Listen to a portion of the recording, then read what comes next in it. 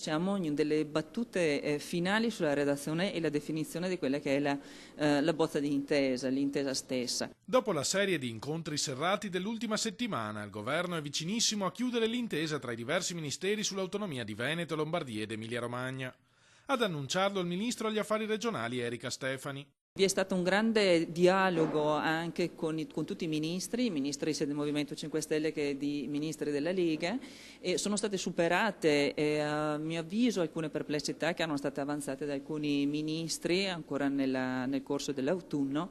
Io spero e auspico che queste siano quelle ultime 2 settimane veramente determinanti. Il termine di questa fase del percorso verso l'autonomia resta quello fissato alla fine dello scorso anno, 21 febbraio. La scadenza è stata data dal Presidente Conte, è stato un sollecito nei confronti di tutto il Governo e tutti i ministri di rispondere a quella che è una domanda di autonomia molto forte. Il confronto non ha annacquato i contenuti di un'intesa che porterà a un provvedimento vero e non di facciata, garantisce il Ministro. Gli aspetti tecnici sono per la gran parte già definiti. Le 23 materie ci sono tutte, questo è indubbio.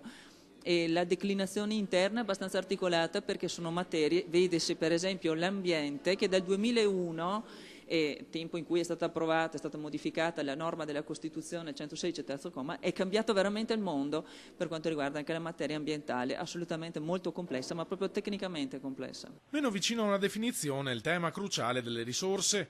Il criterio della spesa storica, puntualizza Stefani, è necessario in questa fase per non penalizzare le regioni del sud, ma in futuro dovrà essere superato in favore di un sistema più equo. Il costo storico è la base iniziale cioè il primo step.